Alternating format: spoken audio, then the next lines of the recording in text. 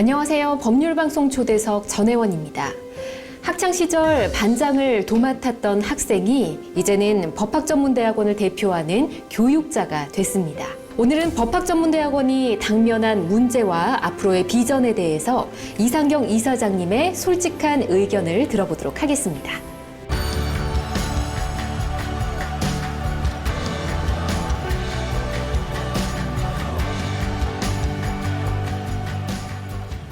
이사장님 안녕하세요. 반갑습니다. 네, 안녕하십니까. 네. 반갑습니다. 사실 지난 시간에 이사장님과 굉장히 많이 웃으면서 화기애애한 분위기로 대화를 나눴었는데 오늘은 아무래도 로스쿨 현안에 대한 질문들 위주로 진행이 될 것 같아서 지난 시간보다는 조금은 딱딱할 것 같습니다. 그래도 이사장님의 솔직한 의견을 여쭙도록 하겠습니다. 네. 자, 먼저 현재 로스쿨의 가장 큰 현안이라고 생각이 되는데요. 로스쿨 졸업생의 변호사 시험 합격률입니다. 어느 정도 합격률이 돼야 이 로스쿨 교육이 정상화된다라고 생각하시는지요? 네, 저희 변호사 시험 제도를 통해서 우리가 추구하고자 하는 바는 교육을 통한 법조인 양성이거든요. 그러니까 변호사 시험은 선발 시험이 아니라 자격 시험이 되어야 됩니다. 그런 로스쿨 제도 도입의 본 취지이기도 하고요. 그런데 지금 변호사 시장이 과포화 상태다. 뭐 이런 이야기들을 통해서 변호사 시험 합격률을 낮추려고 하려는 그런 일부 시도가 있었어요. 그래서 변호사 시험 합격자 수 결정을 위한 변시관리위원회라고 하는 것이 있습니다. 그런 조직에서 결정을 하고 있는데요. 네. 적정한 합격자 수라고 하는 그런 그 퍼센테이지를 제가 말씀드리기는 굉장히 이해가 안 되실 부분도 있으시니까 결국 우리가 2,000명의 로스쿨 입학생을 받아서 매년 이 학생들이 변호사가 되도록 하는 자격시험을 통과해야 되는데 네. 그러려면 자연 유실률 그리고 자연 유급률 이런 것들을 포함해서 적어도 75% 이상 합격을 해야 됩니다. 그런데 지금 변호사 시험 합격률은 작년을 기준으로 해서 1,725명이 합격됐기 때문에 정확하게 52.99% 합격했습니다. 그러면 75%의 그런 정상적인 합격률과는 상당히 차이가 있다. 이렇게 생각이 될 것입니다. 그런데 지금 종전에 2,000명씩 입학하던 학생들 가운데에서 변호사 시험 합격을 못한 분들이 누적이 돼서 응시자 수가 3,225명이 된 거고요. 네. 이제 조금씩 합격자 수를 늘려나가면서 이 누적된 응시자 수를 줄이면 결국에는 자격시험화로 갈 수 있지 않을까. 궁극적인 목적은 자격시험화인데요. 그러기 위해서는 내년부터 5%씩 네. 지금 이제 53%라면 내년에는 58%, 그 다음엔 61%, 그 다음엔 64%, 이 정도에만 이르러도 응시 인원수를 대폭 줄일 수가 있습니다. 그러면 실제로 2,400명 이 정도 응시하면 그 중에서 한 1,800명 뽑으면요 75% 이상 합격하게 되는 겁니다. 네, 그래서 한 5년 정도는 과도기입니다. 네. 지금 15년이 됐고요.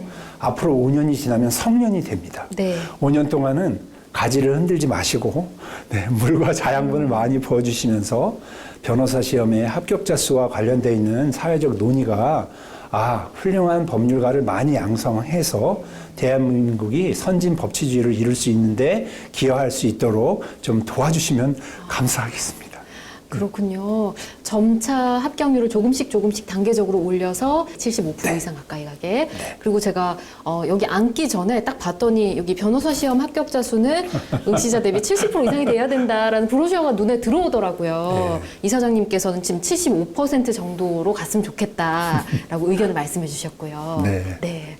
우선은 이제 점차적으로 문제가 잘 해결되길 바라보겠습니다. 한편에서는요, 이 로스쿨 정원이 유지되고 합격률이 높아지게 되면 변호사 전체 숫자가 많아지지 않습니까? 이에 따른 부작용이 또 있을 거다라는 의견들도 있거든요. 맞습니다. 여러 경로로 저희가 이제 변호사 시장이 확대됨으로써 생기는 부작용을 잘 알고 듣고 있습니다. 그런데 정말 중요한 것은 변호사 숫자는 우리 OECD 국가 중에서 저희가 정말 하위에 있습니다. 아직도. 문제는 유사 직역이 많다는 거죠. 네, 그래서 유사 직역이 지금 통폐합되는 부분, 변호사가 더 진출해야 될 영역을 늘리는 그런 부분, 그런 문제를 저희가 함께 네, 대한변호사협회와 고민하려고 합니다. 사실은 우리 변호사 숫자가 늘어나는 그 자체의 부작용은 없는 겁니다. 유사 직역이 많아서 변호사의 역할을 대신하는 부분들이 있어서 네. 사실은 궁극적으로는 법률가에 의한 양질의 법률 서비스를 국민께서 받으셔야 되는데 네. 그게 아니라 조금 저렴한 가격으로 유사 법조 직역의 행정서사 뭐 이런 부분들한테 대신 소장을 쓰게 하고 이런 것은 결코 국민들이 법치주의 그리고 법률가의 조력 이런 것에 의한 그런 도움을 제대로 못 받는 것이기 때문에 도움이 안 된다고 생각하거든요. 그래서 법조 직역을 지금 일원화하고 통폐합하고 여러 유사 법조 직역도 다 법률가 자격을 갖도록 네. 그렇게 만드는 쪽으로 저희가 지금 제도 개선하는 데에 머리를 맞대고 TF를 대한변협과 같이 구성해서 앞으로 향후 이 유사 법조 직역도 다 법률가 자격을 부여받을 수 있도록 그렇게 해서 법률가가 우리 사회에 여기저기서 국민의 법률 서비스를 위해서 종사할 수 있는 선진 법치 국가를 네. 이루도록 노력하겠습니다. 그렇군요. 알겠습니다. 자, 그리고 최근 로톡 약간 이슈가 됐었습니다. 로톡으로 대표되는 온라인 법률 플랫폼이 법조계에서 좀 갈등을 불러일으킨 걸로 알고 있는데 이제 법률 전문가시고 또 교육자시잖아요. 어떻게 보시나요? 네, 이게 온라인 플랫폼을 기반으로 한 그런 어떤 법률 상담, 이게 전 세계적인 그런 열풍이라고 볼 수도 있겠습니다. 네. 지금은 이제 뭐 대면 상담이라든지 이 수가가 높은 그런 변호사 사무실에 출입한다는 게 국민들께서도 부담스러운 부분이 있어요. 예. 그래서 이 로톡이라고 하는 플랫폼 변론 시스템이 사실은 대세인 것 같기도 한데요. 좀 편하게 이용할 수 있는 네. 장점이 있기 때문에. 상당히 완전 경쟁 구조적인 시장을 만드는 겁니다. 네. 네, 수가도 다 비교해 볼 수 있잖아요. 네, 상담료도 뭐 네. 그렇게 하지만 또 기존의 개업 변호사 분들은 굉장히 위협을 느끼시는 부분이 또 있는 줄 알고 있습니다. 그렇죠. 네, 그래서 과연 우리가 앞으로의 선진 그런 법률 시장을 구현하려고 한다면 어느 쪽으로 가야 되는지에 대해서는 머리를 맞대고 네. 더 진지하고 신중하게 생각을 해봐야 되는데요. 네. 특히 로톡과 관련된 쟁점은 이미 검찰에서도 관련자는 전부 불기소 처분을 했고요. 그리고 또 이 변호사 광고 관련된 규정이 헌법재판소에 또 일부 위헌 판결이 나왔기 때문에 네, 지금은 이제 자유시장으로 가야 되는데 네. 이제 변호사 협회에서 네, 부당 광고 행위에 대한 어떤 허락 없는 광고 행위에 대한 규제 부분은 제가 이제 특별히 뭐라고 말씀을 드리기 어려운 부분이고요. 그건 이제 자율적인 징계 시스템이니까. 네. 그런데 궁극적으로는 직업의 자유, 표현의 자유를 중시하는 그런 점에서 어떤 방식으로 광고를 하고 또 어떤 방식으로 그 법률 조언을 주는지는 법률가들 스스로가 선택할 수 있고 네. 국민 스스로가 그걸 또 이용할 수 있도록 되어야 된다. 그게 큰 전제라고 생각이 됩니다. 로스쿨이 서열화된다 이런 말이 있더라고요. 네. 그래서 지방 로스쿨에 대한 대책 마련이 좀 중요하다라는 의견도 있는데 어떻게 보십니까? 전국 25개 로스쿨은 사실은 서열 없이 교육을 통한 법률가 양성의 주체가 되어야 됩니다. 그런 점에서 사실은 여러 가지로 지방 소재 로스쿨에 대해서 많은 그런 지원이 필요한데요. 네. 지금 현재 합격률이라고 하는 그런 어처구니 없는 평가 기준 때문에 서열화가 생긴 겁니다. 예를 들어서 네. 의과대학은 전국이 평정돼 있습니다. 그렇죠. 어떤 의과대학이든 그런 서열이 있다고 말하기 힘든 상태로 우수한 자원들이 입학을 하고 있는데요. 네. 그것은 의사고시 합격률이 90%가 넘기 때문에 의대에 들어가면 의사가 되는 겁니다. 예. 만약에 로스쿨에 들어가면 전부 다 로여가 된다, 법률가가 된다 그러면 그 합격률에 따른 순위는 생기지 않을 겁니다. 그런데 지금은 합격률이 조금 전에도 말씀드렸다시피 올해를 기준으로 52.99%. 네. 절반은 나가 떨어지는 그런 시스템입니다. 그러면 서울 소재 학교들은 70에서 90% 합격률을 보이고 지역 소재 학교들은 50 밑으로 내려가서 30%, 20%까지 합격률이 떨어진다는 거거든요. 그것 때문에 국민들도 보시기에 아니 저렇게 대다수의 학생들이 시험에 떨어지고 일부만 붙는 학교가 과연 로스쿨이냐 이런 생각을 가지시고 서열화를 내 머릿속에 넣게 되시는데요. 앞으로 합격률 문제를 해결하는 것을 네. 가장 큰 전제로 네. 저는 생각을 해서 어느 로스쿨에 들어가든 원하는 법률가가 될 수 있는 꿈 실현하도록 그렇게 합격률 관련된 부분을 좀 정상화하는 것이 첫 번째 가장 큰 방법이고요. 두 번째는 지역 학교들은 네. 지역 균형 인재를 선발하고 있습니다. 그래서 지역 소재 대학 출신자들을 로스쿨에 지금 현재 15%, 네. 강원대학교는 10%, 네. 제주대학교는 5%를 의무적으로 뽑아야 됩니다. 그러다 보니까 그렇지 않아도 이제 학생들의 합격률 때문에 로스쿨을 지역 소재 로스쿨이 어려움을 겪고 있는데요. 특히 그 지역 소재 대학을 졸업한 사람들의 그 변호사 시험 합격률이 더 떨어져서 굉장히 어려움을 겪고 있습니다. 네. 그렇기 때문에 그 학교에서는 지역 소재 대학은 국가 균형 발전, 지역 인재 채용 이런 목적을 국가의 중요한 이념을 실현하고 있음에도 불구하고 네. 합격률이 떨어짐으로써 이 서열화의 피해자가 되는 거죠. 따라서 저는 지역 인재 선발 전형을 대학교뿐만 아니라 고등학교까지 넓혀서 로스쿨이 예를 들어서 광주에 대학 고등학교를 나왔고 서울 소재 대학을 나왔어도 그 학생들을 전남대학교에서 뽑을 수 있도록 이렇게 좀 지역 인재 전형의 대상 범위를 확대함으로써 네. 지역 로스쿨이 좀 더 그 활성화되고 더 우수한 인재를 뽑아서 합격률을 높일 수 있는 쪽으로 갔으면 좋겠다. 이게 제 바람입니다.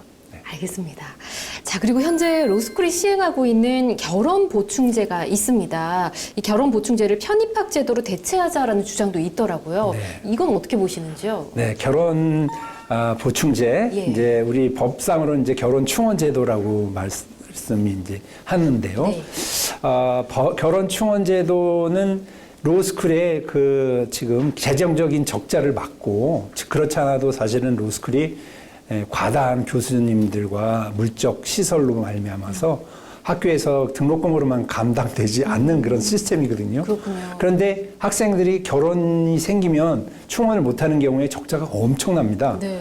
그럼에도 불구하고 저희가 결혼을 모든 결혼을 충원하는 것이 아니라 법으로 정한 것은 10%.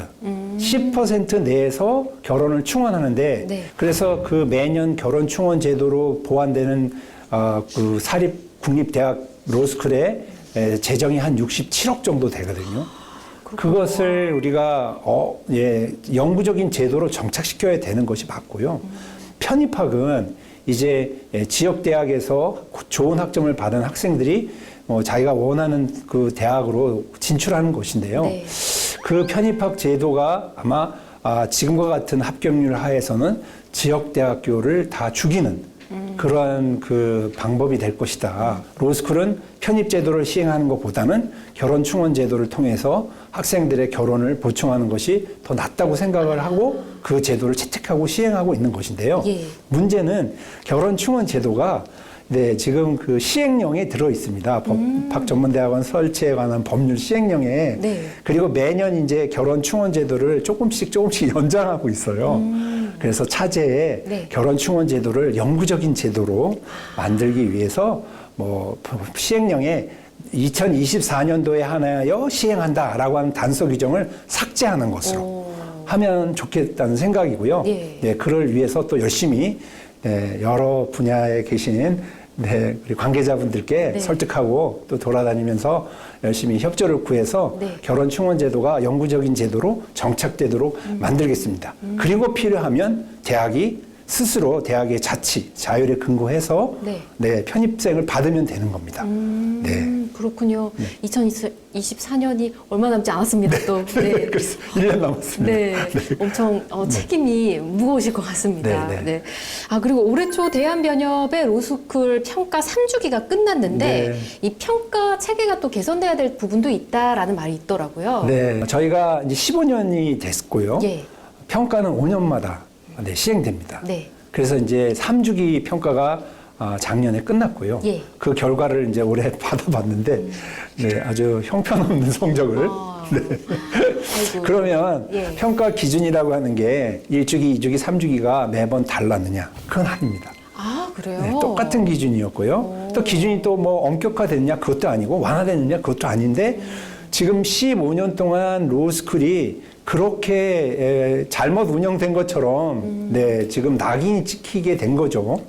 그래서 이번에 대한변협평가위원회 평가 결과에 대해서는 저희가 강력하게 항의를 해서 우리 로스쿨은 평가위원회에 의해서 인증 여부가 결정되는 것이 아니고 평가위원회는 로스쿨이 어떤 부분이 부족한지를 권고, 개선하도록 이야기해 주는 것이 이 평가의 참된 의미다. 네. 그래서 일단 제4주기 평가부터는 이제 제가 평가위원회 그리고 저희 특별위원회 여러 위원들이 로스쿨 출신 위원들이 네. 있습니다. 그 위원들과 같이 힘을 모아서 평가 기준이 합리적이고 공정하고 국민들에게 정말 예측 가능한 그런 어떤 평가가 이루어질 수 있도록 제가 열심히 노력해서 네. 지금 목화 그것들이 많이 실현되고 있습니다. 예. 네, 그래서 종래의 인증평가 제도였거든요. 네. 그래서 인증, 불인증, 한시적 인증, 조건부 인증 이런 표현을 평가위원회에서 썼습니다. 그런데 로스쿨은 인가주의이기 때문에 교육부에서 설립 허가를 인가하는 권한이 있죠. 네. 평가위원회는 인증, 불인증이라고 하는 그런 권한이 없습니다. 단지 평가만 할 뿐이죠. 네네, 평가만 하고 뭔가 부족한 것이 있다 그러면은 예. 거기에 대해서 이제 조언을 하고. 조언해야 되는데 그런 인증, 불인증 이런 평가를 쓰는 바람에 국민들이 그러면 불인증 교육인가? 그럼 그 학교 졸업생 변호사 시험 못 보나? 이런 잘못된 오인을 하시게 되었기 때문에요. 그 인증 제도를 폐지했습니다. 네, 그래서 그 부분은 합의가 돼서 예. 제4주기부터는 제4주기 평가 제도 그리고 평가 요소별 충족 네. 또는 뭐 개선, 권고 혹은 뭐 불충족 이런 부분들은 표현을 쓸 수 있는데 인증, 불인증이란 말은 이제 결코 쓰지 못하는 시스템으로 개선이 됐고요. 또 교육부가 똑같이 이행 점검을 하기 때문에 네. 평가위원회하고 교육부가 같은 항목에 대해서 매번 점검하는 것은 옥상옥이고 교육부가 이행 점검하는 사항은 평가 항목에서 뺀다. 네, 이런 쪽으로 개선이 되어 갈 겁니다. 뭔가 더 합리적으로 네. 개선이 된 것 같습니다. 네. 뭐 한번 점검한 걸 또 점검할 필요는 없으니까. 네네네, 정확하게 잘 보셨습니다. 네. 또 그리고 생긴 지 이제 15년, 뭐 길다면 길고 짧다면 짧을 수 있는 기간인데 계속 개선해 나가면서 서로 발전해 가는 게 더 필요할 것 같습니다. 네. 자, 그러면 사법시험 제도가 법학전문대학원 제도로 바뀌면서 가장 긍정적인 변화는 무엇이었을까? 그 당시에는 좀 환영하는 입장이셨거든요. 네. 예. 첫째, 정말로 법학 대학에서의 그런 어떤 학부 교육 있지 않습니까? 뭐 법학 교육도 이루어지고 있지만 다양한 전공의 학부 교육이 정상화되고 있다. 그걸 제일 중요한 겁니다. 대학이 바로 쓴다는 거죠. 예전에 사법시험은 거의 뭐 300명 뽑으면서 10,000몇천 명씩 응시하는데 다양한 전공 학생들이 학원가에서 네, 수업을 학원에서 듣고 시험 합격생들한테 특강을 들으면서 학교 교수님의 수업은 듣는 사람이 바보고 네, 학원에서 공부해서 학원에 모의 시험 치고 네. 네, 결과를 학원에서 또 확인해 봤습니다. 네. 그 시험의 합격률이 2.9%입니다. 3% 미만의 합격률을 보이는 사법시험화에서 그 우수한 대학 자원들이 전부 다 학원, 사설학원에 가가지고 시험 준비를 했다는 겁니다. 그래서 대학이 황폐화됐고요. 네. 대학교 학부의 전공 교육이 부실하게 이루어졌습니다. 우수한 인재들, 뭐 경제학과, 경영학과, 정치학과 이런 학생들도 죄다 사법시험을 많이 쳤거든요. 네. 그런데 지금은 학부 학점이 네, 로스쿨 입학 전형의 중요한 요소입니다. 네. 그래서 학부 학점이 나쁘면 아무리 우수한 리트 성적을 가지고 있어도 입학하기가 되게 어렵습니다. 그러다 보니까 학생들이 학부 수업을 눈이 초롱초롱해서 열심히 듣고 학점을 잘 따려고 네. 중간 기말고사 열심히 공부하니까요. 기초가 튼튼한 학생들이 들어옵니다. 네, 자기 전공 실력이 탄탄한 학생들이 들어오고요. 예. 학부 4년 동안 매번 중간 기말고사 혹은 쪽지 시험 뭐 수시 평가를 든든하게 준비하는 해온 학생들은 준비된 사람들입니다. 인내심이 강하고요. 뭐 순간 놀다가 뭐 벼락치기 공부해서 이렇게 해서는 안 되는 거거든요. 4년 동안 자기 관리를 해온 친구들이기 때문에 로스쿨 들어와서도 3년 동안 학점 관리, 시험 대비 이것을 위해서 튼튼한 기본 체력을 갖추게 되는 거죠. 네. 네, 그래서 저는 정말 학부 교육의 정상화에 로스쿨 제도, 사법시험을 폐지하고 새로 도입된 로스쿨 제도와 변호사 시험 제도가 크게 기여하였다. 네, 그래서 학점 우수한 학생들을 저희가 가르쳐 보면요, 정말 성실합니다. 그리고 자기 주어진 일을 절대 미루지 않습니다. 네. 벼락치기 안 합니다. 그렇죠. 미리미리 노트 다 준비하고 미리미리 스터디하고요. 그래서 학점 우수자들이 로스쿨에 당연히 선호되는 거고요. 그러다 보니까 학점이 굉장히 높아야 됩니다. 네, 4.0은 기본입니다. 네. 정말 네. 잘해야 되는 네, 거예요. 그래서 다들 이제 그걸 알고 지금은 15년이 지났기 때문에 네. 재학생들이 1학년 들어가자마자 로스쿨을 가야겠다 마음을 먹으면 네. 학점 관리에 신경 쓰면서 열심히 자기 주어진 학과 공부와 또 전공 공부에 충실히 매진하고 있다고 제가 잘 듣고 있습니다. 그렇군요. 네. 가장 큰 장점으로 꼽아주신 게 이제 학부 교육의 정상화다.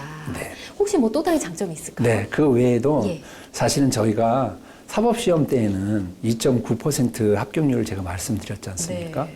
꿈은 크고 그리고 포부는 원대한데 재정적인 어려움 때문에 2.9% 낙타가 바늘구멍 통과하는 비율입니다. 네. 거기에 통과하지 못해서 몇 년씩 공부를 하다 보면 정말 집안에 소 팔고 땅 팔고 논 팔고 그래서 공부 못 시키는 그런 경우도 있거든요. 네. 그런데 로스쿨 제도는 튼튼한 장학 제도를 통해서 정말로 경제적으로 어려운 학생들은 전액 학비 면제 플러스 생활 보조금, 네. 생활 장학금이라고 불리는 안정되게 공부할 수 있습니다. 정말로 경제적으로 어려운 사람들이 로스쿨을 통해서 법률가의 꿈을 실현할 수 있다는 게 저는 정말 진정 기쁜 일인 거죠. 그 전에 사법시험은 돈이 없어도 고등학교만 나와도 대학 안 나와도 시험 칠 수 있다 그러지만 지금까지 고등학교 나와서 사법시험 통과한 비율은 정말로 극소수에 불과한 거고요. 네. 또 경제적으로 어려운 계층이 사법시험을 통해서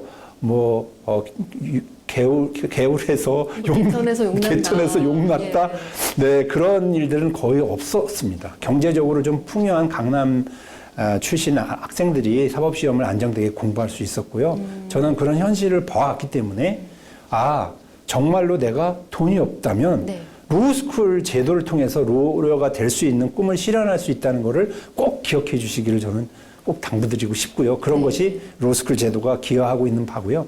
그에 따라서 저희가 이제 로스쿨 장학금을 300억 가까이 마련해서 거의 6,000명 재학생의 20% 네. 1,200명이 전액 장학금을 받고 있습니다. 그 외에도 필요한 장학금을 반액, 그 생활보조금 이렇게 해서 50% 이상 장학금을 받고 있거든요. 로스쿨 다니면서 경제적으로 어려운데 장학금을 못 받는 일은 없습니다. 네, 그런데 앞으로 더욱더 저희가 장학금 예산을 확충해 달라고 정부에 지금 말씀을 드리고 있어요. 네, 그래서 지금 장학금도 부족하다. 네. 앞으로 더 많은 장학금을 통해서 이제 학생들이 학비 면제뿐만 아니라 기초수급자부터 3분위 소득자까지는 생활보조금도 받아서 학비 보조를 하고 은행에서 마이너스 통장 하지 않고 학비 받아서 공부할 수 있도록 그렇게 정부에 요청할 그 마음으로 지금 여러 경로를 통해서 말씀을 드려놓고 있습니다. 그렇군요. 장점이 지금 너무 큰 장점 두 가지를 말씀해 주셔서 또 있습니다. 하나만 더 들어볼까요? 네. 네. 특히 이제 그 지역 인재에 대해서 저희가 말씀을 드렸지 않습니까? 네. 로스쿨이 지역에서 설립된 이유는 지역 균형 발전을 통해서 국가가 전체적으로 균형 있는 발전을 하고 그래서 대한민국이 최상위의 선진국이 되기를 바라는 마음이잖아요. 네. 우리 역사는 진보의 방향으로 발전하고 있고요. 220개의 중요한 국가 기관들이 세종과 그리고 충주, 청주 이런 데 혁신 도시에 내려가 있습니다. 네. 그게 이제 첫 번째 발걸음이었고요. 그다음에 두 번째로는 14개가 넘는 학교가 지금 지역에 소재하고 있거든요. 로스쿨이. 그래서 거기서 지역 인재 전형으로 지역 출신 학생들을 뽑아서 그분들이 로여가 되는 순간 그 지역을 기반으로 바탕으로 하고 있기 때문에 네. 그 지역에 필요한 법률 서비스를 제공하고 그리고 지역에 대한 깊은 이해를 통해서 아주 좋은 양질의 법률 서비스를 제공할 수 있게 되면 네. 아무래도 그 지역 발전에 어떤 크게 이바지할 수 있는 계기가 되고 전기가 마련될 거라고 생각을 합니다. 이 로스쿨 제도의 문제점이 전혀 없지는 않다. 저도 그런 부분들에 대한 인식은 있습니다. 그러나 그런 부분들은 보완해서 장점을 크게 살려나가는 방향으로 나가야 된다고 생각을 합니다. 네. 궁극적인 비전은 대한민국 선진 법치주의의 완성을 위해서 훌륭한 법률가들이 로스쿨을 통해서 배출되는 그런 대한민국 사회가 되기를 저는 바라는 것입니다. 지난 시간과 이번 시간 2부에 걸쳐서 이상경 법학전문대학원 협의회 이사장님과 이렇게 말씀을 나눠보니까 대한민국 법학전문대학원의 미래는 점점 더 밝아질 것 같다라는 생각이 들었습니다. 긴 시간 좋은 말씀 전해주셔서 고맙습니다. 네, 감사합니다. 네. 네, 오늘 법률방송 초대석은 여기까지입니다. 다음 시간에도 여러분을 위한 특별한 분을 모시고 의미 있는 시간 이어가 보도록 하겠습니다. 고맙습니다.